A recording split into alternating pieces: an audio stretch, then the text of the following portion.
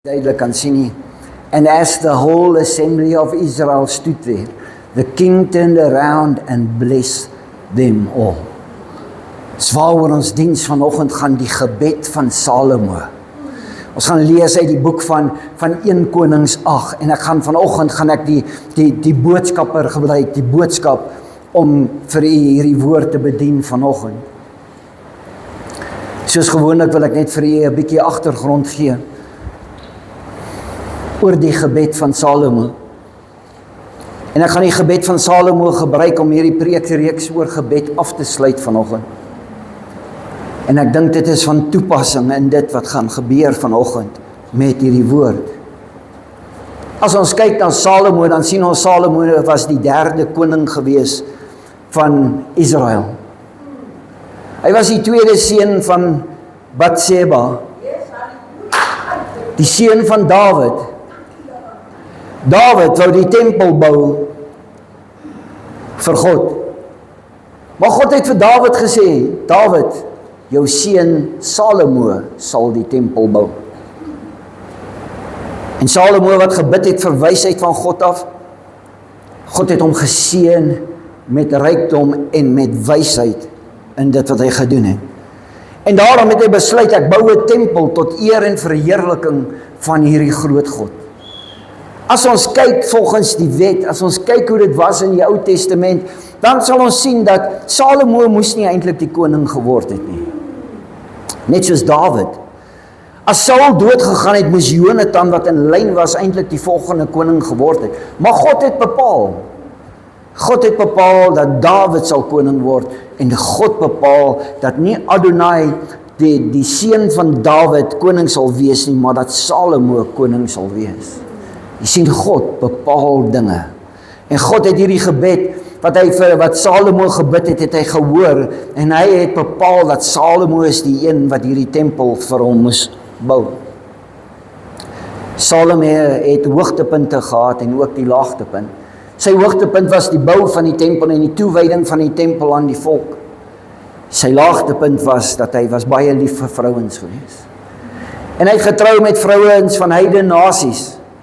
En hy het ooreenkomste met hulle aangegaan en op die einde van die dag het hulle hom verlei en hy het verval in sonde.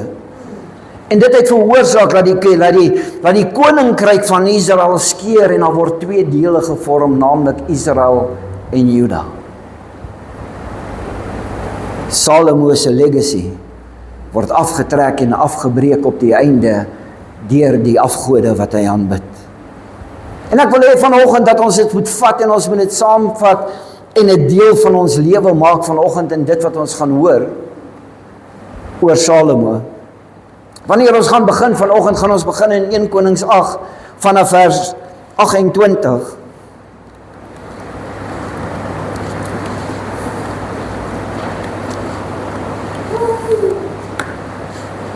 So ek lees vir jy die boodskap uit, dit is nogal 'n lang gedeelte wat ons gaan lees, maar ek wil hê, ons gaan by die kerngedeelte gaan ons net so bietjie stil staan vanoggend. Here my God, voor U is ek niks. Hy kom en hy lê sy eie ek af.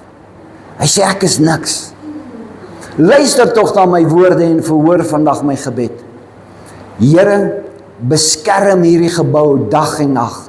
Dis tog die plek wat U gekies het. Die plek waar U wou hê ons moes U aanbid.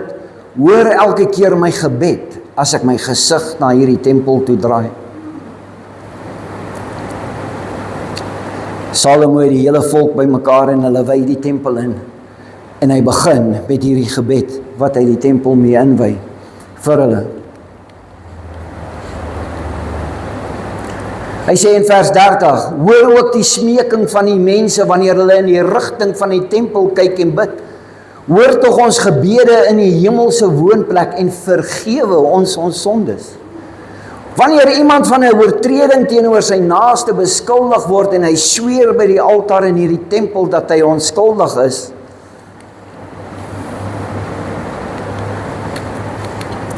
ek gaan vir eers net stil staan by daai gedeelte. Die tempel was geassosieer met die teenwoordigheid van God. Vir hulle wat nie in die tempel kon by mekaar kom nie, het hulle na die tempel gedraai in die rigting van die tempel en dan het hulle gebid want hulle het geweet dis waar God is. Vir die ander wat in die tempel kon gewees het hulle gekom en hulle het aanbid want die tempel was die simbool van die teenwoordigheid van God. Ons weet in die Ou Testament dat die wolk en die heerlikheid van die wolk het gekom en hy het gesit op die versoendeksel van die ark. In hierdie tempel wat hy gebou het Salomo ook die ark geplaas en die mense het dit vereenselwig met die verteenwoordiging van God wat in hierdie tempel sal wees. Tergelyk erken hy dat God die gebede van Israel wat tot hom bid uit die hemel uit sal woon. Hy doen iets radikaal. Ek wil hê ons moet vanoggend besef. Hy sê die tempel is die teenwoordigheid van God, maar hoor wat sê hy? Hy sê God is in die hemel. God sit vandag in die hemel. Mense assosieer 'n kerkgebou met die teenwoordigheid van God en dat God is in die tempel en wanneer ek en jy Sondagoggend hier uitstap, dan bly God agter en hy wag vir ons om volgende week weer terug te kom. Hierdie is die plek van samekoms. Hierdie is die plek wat uitgekies is deur God. VJK Randfontein is nie net hier omdat hy hier moet wees nie. God het gekies van die begin af, hierdie kerk sal hierso wees en dit sal die aanbiddingsplek wees waarheen mense sal kom om my aangesig te soek en waar hulle my teenwoordigheid sal vind in die kerk. Maar sy woonplek is in die hemel soos wat Salomo vir hulle sê. Ons verstaan dan vanoggend wat eintlik Salomo sê is, hy sê die Here kan nie vasgevang word in 'n gebou nie. Hy kan nie. Ons kan nie sê God is in VJK Randfontein, maar hy is nie in die AGS Groenwyvelde nie, hy is nie daar nie. God kan nie vasgevang word en beperk word tot 'n kerk of 'n gebou nie. Die kerk wat ek en jy het waarna ons na verwys of die tempel waarna ons verwys is die huis van gebed. Jy moet mooi luister vanoggend. Dis die huis van gebed. Waar mense by mekaar kom om die aangesig van God te soek. Waar mense by mekaar kom en die teenwoordigheid van God ervaar in ons midde, alhoewel hy in die hemel woon. Die koning en die volk sal in die tempel smeking bid en vergewe word. Dis hoekom ons ook op 'n Sondag by mekaar kom. Ons kom by mekaar om met smeking en aanbidding voor God te verskyn, om te kom om te vra vir vergifnis indien ons dinge verkeerd gedoen het in die week, om te kom om te smeek en te sê, Here, tree in sekere dele en in sekere dinge van ons land, want ons het U nodig. Jy sien, Salomo het probeer vir hulle bewys in die begin toe hy die koning was, dat dit gaan nie oor die koning nie, die koning is net daar, maar daar is God. En God is belangriker as die koning. Moet nooit die koning aanbid nie, aanbid God. En dis wat hy vir hulle wil sê. In hierdie gedeelte sien ons dat God kan nie in 'n gebou vasgevang word nie. Tog kies hy dat sy naam daar verheerlik word en hoor hy ons gebede wanneer ons as 'n familie by mekaar kom om hom te aanbid. God gee vir ons 'n aanduiding dat hy is nie verhewe of verwyder van ons nie, maar hy is naby en betrokke wanneer ek en jy by mekaar kom. Ons is nie vanoggend hierso en ons dink by onsself, okay, ek is hierso en God is daar en eintlik is daar nie 'n verhouding nie. Sy teenwoordigheid en die plek wat hy gekies het waar ons by mekaar moet kom, is daar waar sy teenwoordigheid ook gevind sal word. Die Heilige Gees bly nie agter wanneer ek en jy uitgaan uit hierdie gebou nie. En ons trek hom nie weer Sondagoggend aan nie, hy is altyd binne ons en hy is altyd saam met ons. Ons dink wanneer ons hier instap, die kerk is so heilig, ek moet eintlik my skoene uittrek, want die Heilige Gees wag al reeds vir my. Wanneer jy by daai deur instap, is die Heilige Gees reeds binne in jou en hy is saam met jou. Is dit nie die belofte wat hy vir ons gegee het, toe hy vir ons gesê het, ek gee vir jou 'n ander trooster, wat saam met julle sal wees, wat vir ewig by julle sal wees, en wat julle sal leer in die waarheid nie. As ons redeneer en dink en sê, maar die Heilige Gees bly agter in die kerk, wie leer my van die waarheid? Wie oortuig my van sonde wanneer ek al buitekant is die res van die week? Ons verdraai dinge en ons glo sekere dinge wat nooit skriftuurlik is of nooit werklik is nie. Hy gaan dan voort en hy praat nou van die persoon, as iemand 'n aanklag het of iemand het 'n ding teen 'n ander persoon en jy is hier en jy kom staan voor die altaar. Hoor wat sê hy in vers 32. Luister dan vanuit u hemelse woonplek en oordeel u self. Straf die skuldige en spreek die onskuldige vry. Hy sê wanneer ons die saak na die Here toe bring, laat God besluit. Nie die mens nie, wie is reg en verkeerd nie, laat God besluit en spreek die onskuldige vry. Vers 33, wanneer die volk Israel 'n geveg verloor omdat hulle aan u ontrou was, maar hulle bely hulle sondes vol berou hier by die tempel. Kan jy begin om die draad van die storie te ervaar, dat die tempel is 'n plek waarin ons kom vir berou en vergifnis vir herstel? Vers 34, hoor dan hulle gebede in die hemelse woonplek. Vergewe hulle sondes en maak hulle weer gelukkig in hierdie land wat u lank gelede al aan hulle voorouers beloof het. Vers 35. Wil jy moet dink vandag. God het vir ons hierdie woord gegee en God gee dit nie net omdat hy dit wil gee en hy sê dis 'n goeie woord nie. Hoor die volgende woorde, wanneer u die reën terughou omdat u mense gesondig het, maar hulle bely hulle foute en bid met hulle gesig in die rigting van die tempel, wanneer hulle die aangesig van God soek. Hoor dan hulle gebede in u hemelse woonplek, nie in die tempel nie, in die hemelse woonplek. Vergewe die koning en die volk hulle sondes en leer hulle om die regte dinge te doen. Gee dan reën vir u land. Ek wil vanoggend 'n punt maak wat ek glad nie kan bewys of enigiets sien. Dis maar net my eie opinie. Ons gaan deur droogte, maar wanneer ons by mekaar kom en wanneer ons sê kom ons begin bid, kom ons begin ons sonde bely, kom ons begin terugkeer na God toe, dan gee God vir ons reën. Is dit nie wat gebeur in die boek van Konings nie?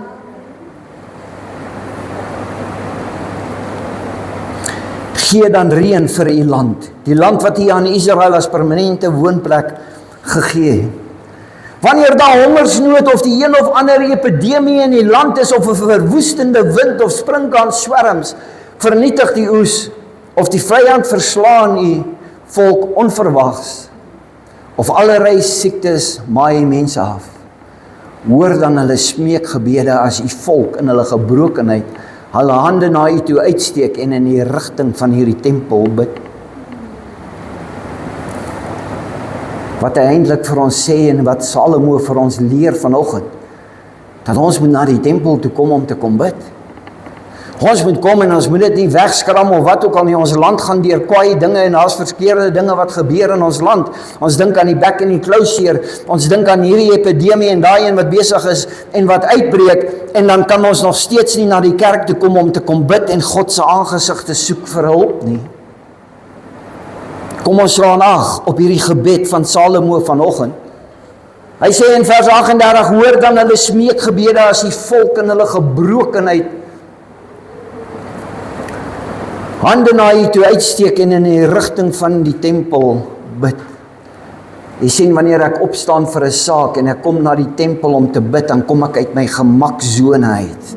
Ek kom om te sê ek vertrou God en ek kom hier na toe want dis hier waar ek sy aangesig gaan soek en dis hier waar ek gaan, dis hier waar ons by mekaar kom in 'n eenheid om te kom bid en die aangesig van God te sê. Dan sê Salomo, hoor hulle smeekgebede wanneer ons in ons gebrokenheid, nie in ons eie ek of ons in ons eie regverdigheid kom nie, maar wanneer ons in gebrokenheid en in nederigheid kom om te kom buig voor die koning van die konings en te sê, Here, ons het U nodig. Ons kan dit nie uit onsself uit doen nie, maar U is die een wat ons nodig het.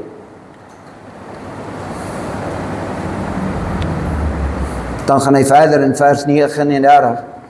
Hoor hulle in die hemelse woonplek, vergewe hulle sondes en help hulle.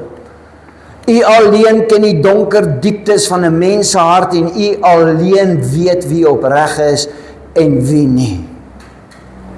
Leer die volk om lief te hê en U getrou te dien. Hierdie land wat aan U hulle voorvaders beloof het. Hy sê in vers 41, luister, dan ook na die vreemdeling wat nie 'n deel van die volk is nie, maar in 'n ver en vreemde land van u gehoor het. Ek wil vanoggend net so 'n bietjie stil staan, wanneer ek by daai gedeelte kom, oor die vreemdeling.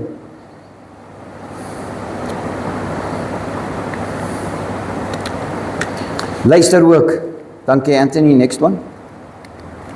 42, die vreemdeling wat van u liefde vir u mense gehoor het, en wat toe besluit het om u in hierdie tempel te dien en te aanbid. Hy praat van die vreemdeling, hy praat van 'n ongelowige, hy praat van iemand wat nie vir God ken nie, maar iewerste het hy gehoor van God, en iewerste weet hy kan na die tempel toe kom, want hier's waar God se teenwoordigheid is, en dit is hier waar God sy gebed vir hom gaan hoor. Maar as hy nie hoor nie, hoe kom hy na die tempel toe? Daar's soveel dinge wat gebeur in die kerk, dat mense wil nie hoor van die kerk nie. Maar wanneer ek en jy eerlik en opreg is met hom, en ons vertel van die goedheid van God, van hierdie liedjie wat ons sing, Your mercy, and your goodness of God is running after me. Wanneer hy dit hoor, sal hy 'n tempel of 'n plek vind, waar hy kan kom aanbid, en waar hy die grootheid en van God sal kan ervaar.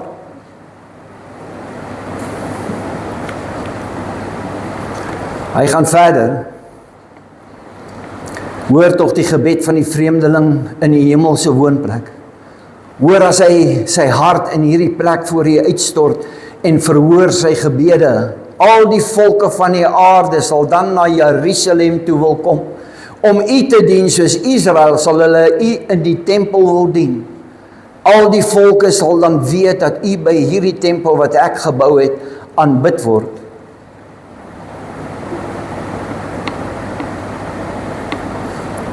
Vers 47.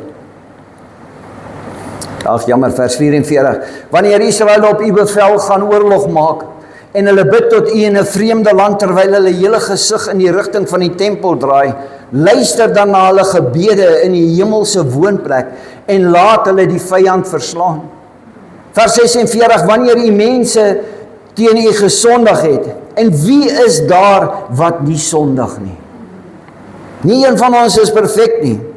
Nie een van ons kan sê, ek het nog nooit in my lewe gesondig, en ek het gesondig, maar ek het tot bekering gekom, en ek sondig nie meer nie. En U hulle in woede in die hand van die vyand oorgee, sodat hulle na 'n ver land in ballingskap weggevoer word, maar hulle roep nogtans na U. Dan sê in vers 47, luister dan na U mense se smeekroep. As hulle in daardie vreemde land berou kry en besef hulle het verkeerd gedoen en dit bely, verhoor dan hulle gebede. Die koning is besig om in te tree voor God. Hy's besig om die aangesig van God te soek oor verskillende dinge wat tans besig was om in hulle lewens te gebeur. Hoor mooi, dit gaan nie oor ek nie. Dit gaan nie oor die gebed van give me, of wat ook al nie. Hulle is besig om in te tree vir die volk, en hy probeer vir die volk leer dat die tempel is die plek van aanbidding. Vers 48, as hulle in daardie land waarlik berou het en hulle bid met hulle gesig na hierdie land, hierdie stad en hierdie tempel toe, wat ek vir U gebou het. Luister dan na hulle gebede, vergewe hulle en wees opnuut weer lief vir die mense.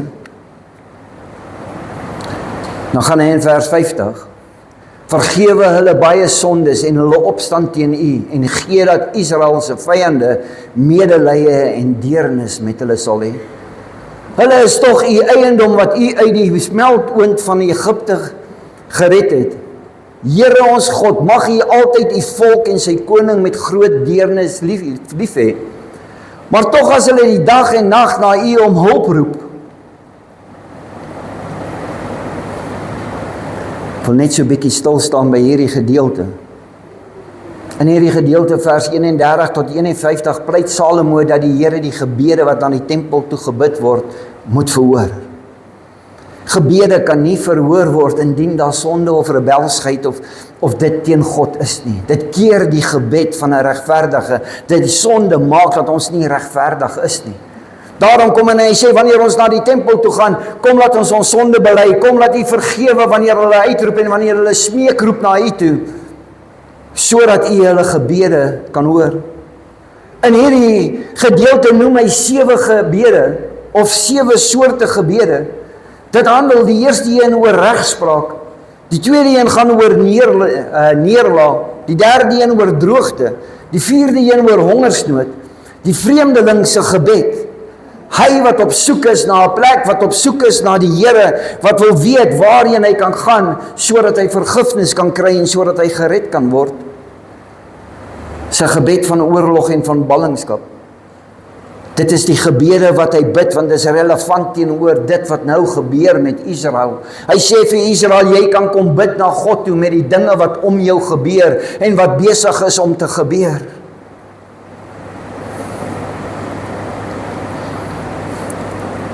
Regspraak. God is die waarheid. God weet wat is die waarheid. 'n Mens kan verdoesel en jy kan dit verdraai soveel as wat jy wil, maar God weet wat is die waarheid. Nederlaag en sonde. Dis bekering om terug te draai na God, bring herstel in die lewe van afvallige en van sondige mense. Hy hierso wanneer hy bid hy oor hierdie nederlaag en sonde. Mense wat weggedraai het van God af.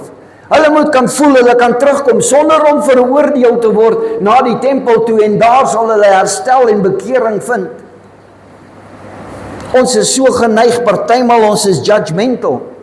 Dat wanneer iemand hier instap en dan by ons kan nie gou genoeg begin praat nie, ons kan nie gou genoeg om te sê, maar weet jy hoe is daai persoon, weet jy wat het daai persoon gedoen, daai persoon wanneer hy voor God is en hy kom met 'n smeekgebed voor God en God hoor sy gebed, dan kry hy vergifnis en herstel.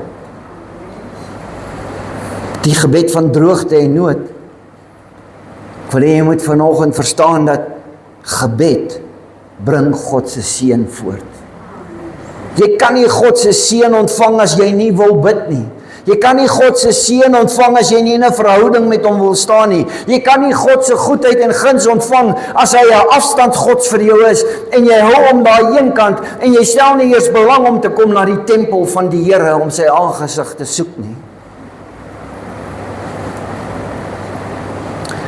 Hy praat van die vreemdeling en ek wil aanhaal wat skryf hy in Markus 11 vers 17.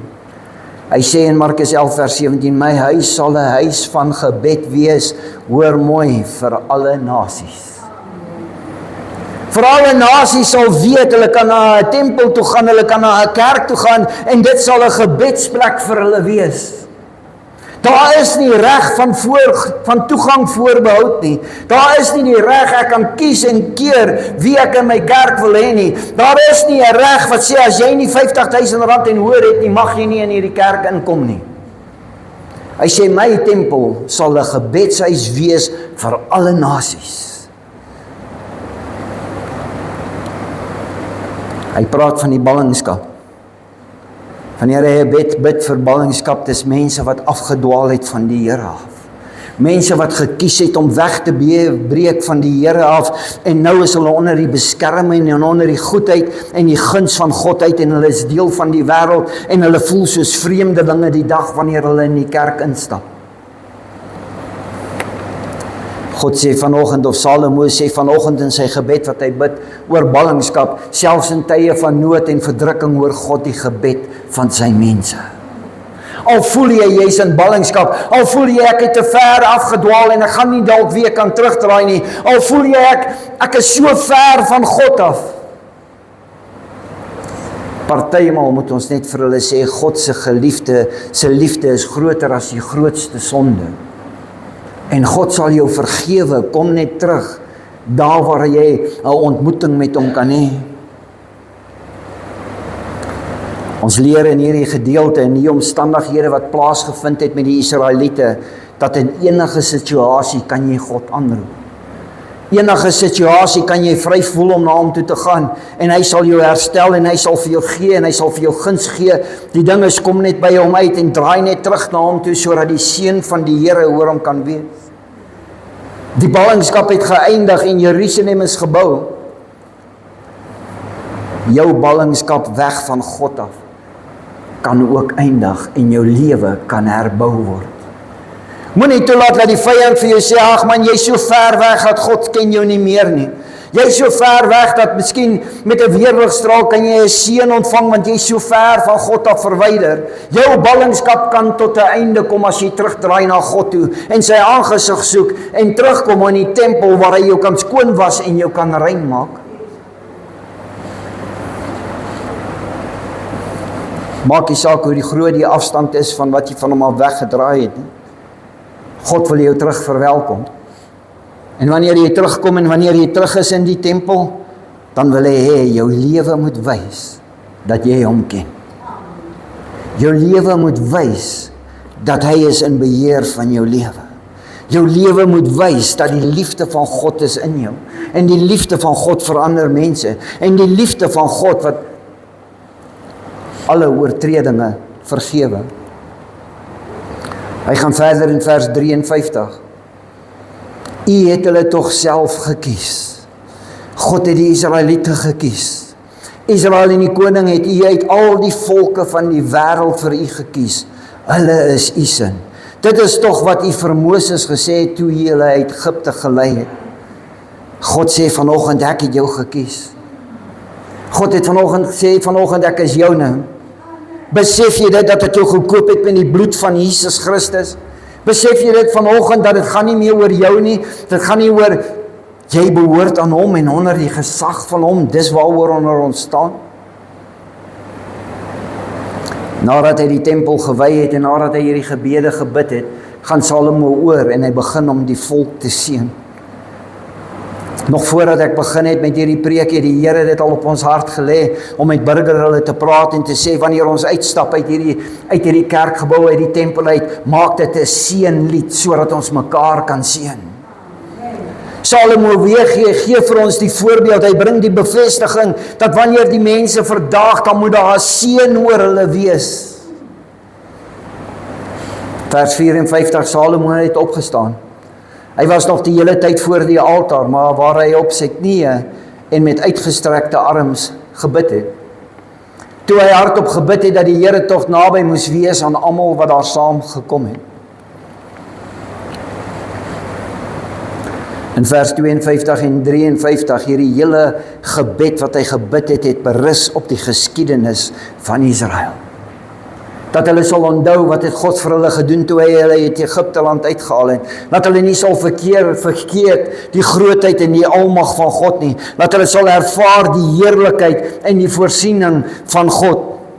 Wanneer ek en jy na hierdie tempel toe kom, dan kom ons met die gedagte om God te eer en te loof en te prys. Ons kom nie met motiewe nie. Ons kom nie met gedagtes van iets anders te nie. Ek kom om eer te bring aan God. Ek kom om hom te verheerlik en hom op te lig, want hy is tog in beheer van my lewe. Hy is die koning van my lewe. Ons sing vanoggend, how great is our God. Hoeveel van ons gaan nie so uitstap en vir die wêreld gaan vertel hoe groot is jou God?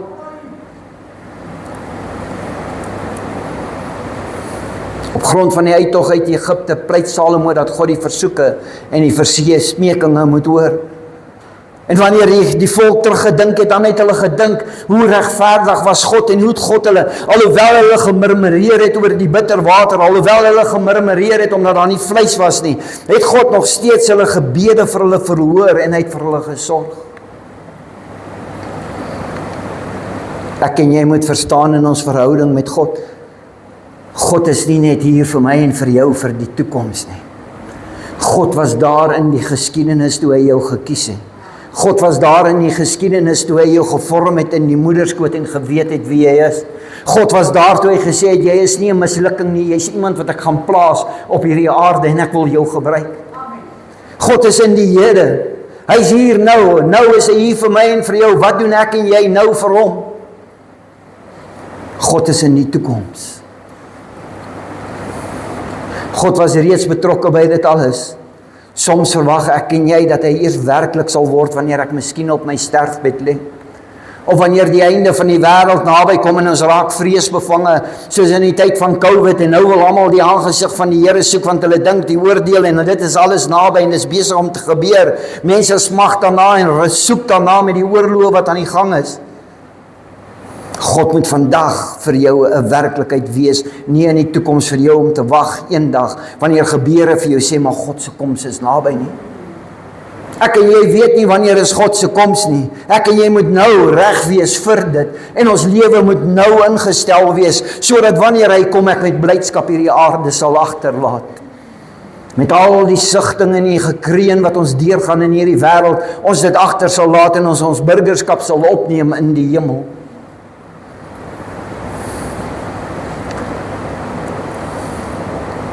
God is nie net daar vir eendag wanneer ek hom gaan nodig hê nie. Dit is nie hoe God werk nie. God wil elke oomblik van die dag betrokke wees by jou. Hy wil elke oomblik van die dag deel van jou lewe wees.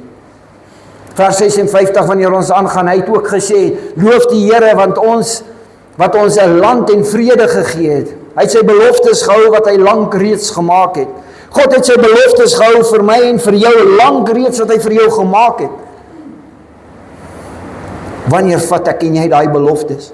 Wanneer is ons ernstig met God om te delf in die woord van God en daai beloftes vir ons te vat, sodat die seëninge oor ons kan kom? Ons wil die seëninge hê, maar ons wil nie die beloftes gaan lees nie. Ons wil nie vir God herinner aan die beloftes nie.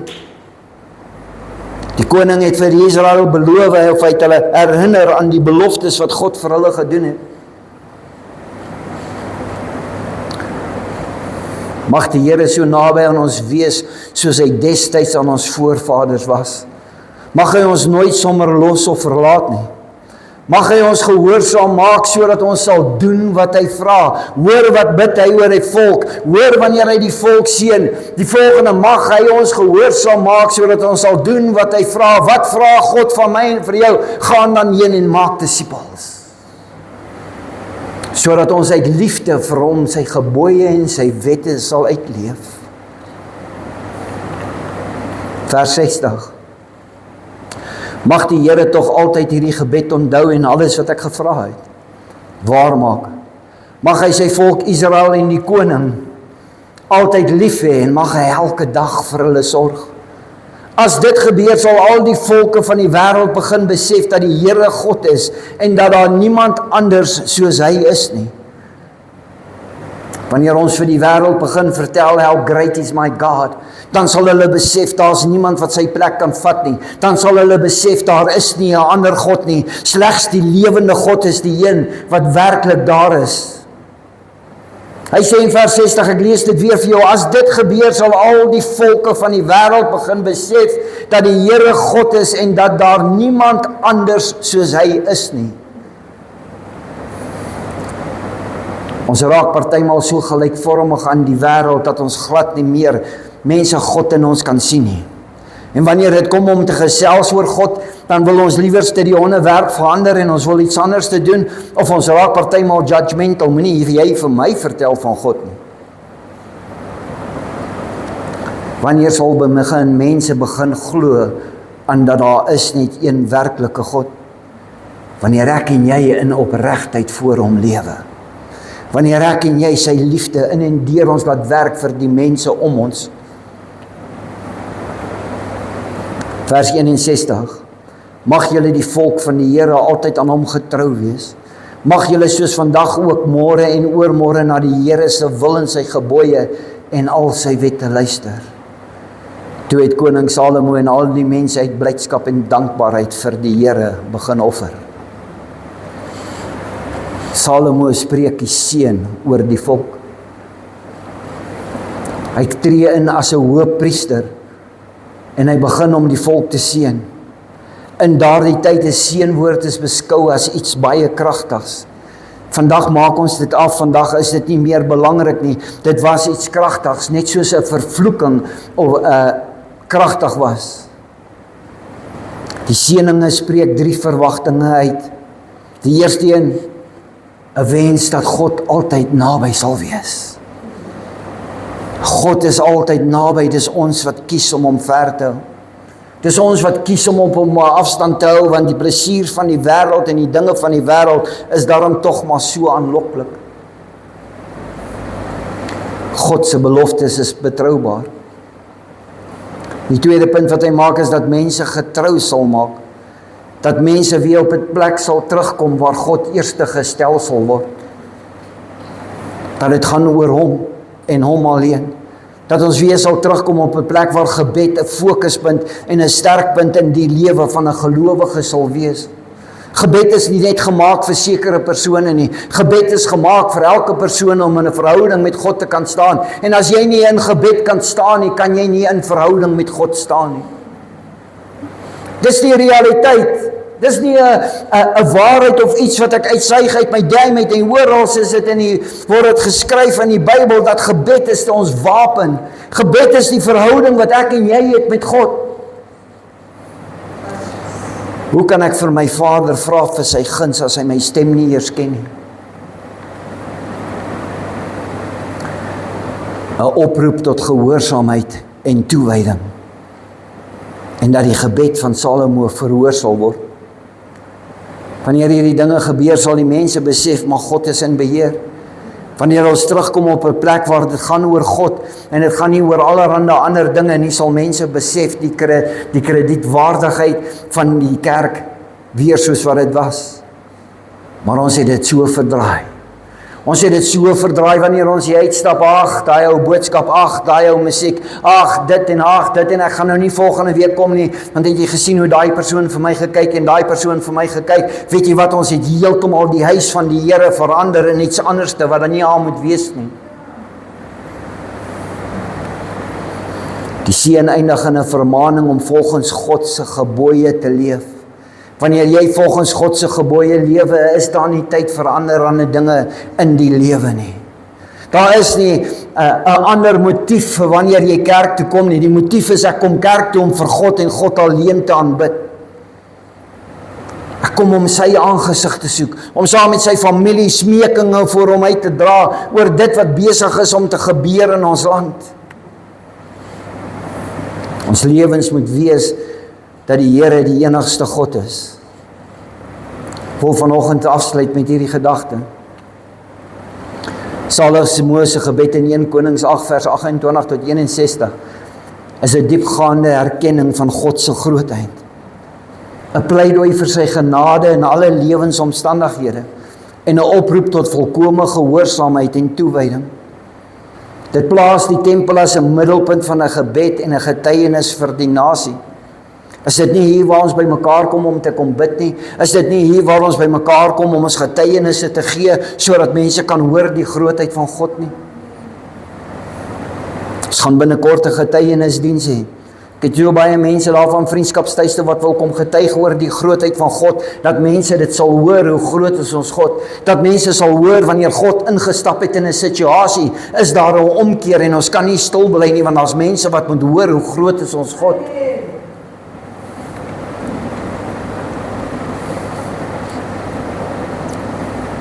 Ek wil hierdie gedagte by jou los vanoggend. Ons kerkgeboue is nie God se woning nie. God bly nie hier en ons kom elke keer hier na sy huis toe nie. God bly in die hemel, sy teenwoordigheid is hier. Wanneer ons gesindheid opreg is en ons motiewe eerlik en opreg is, en dan kom om hom te aanbid. Die tempel is 'n plek waar ons sy naam aanroep. Ons gebede moet altyd God se grootheid erken en sy genade soek. Ons roeping is om 'n lig vir die nasies te wees, 'n getuie dat die Here die enigste God is.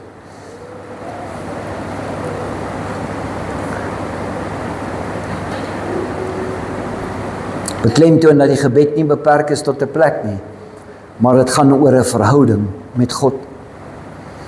Die tempel van Salomo was 'n huis van gebed en ons lewens moet 'n lewende tempel wees waar God se teenwoordigheid sigbaar is.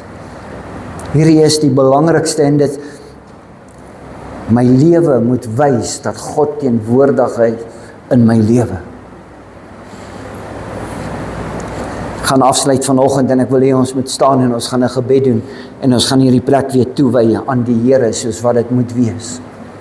Dat elke gedagte en elke ding wat nie van die Here af is nie sal inkom in hierdie geboue nie, dat dit nie hier sal wees nie, want hieroor gaan dit oor die gebed en die aanroep van God, dit gaan hier oor die genesing, dit gaan hier oor die skoonwas van sonde, dit gaan hier daaroor dat ek kan weet ek is geliefd.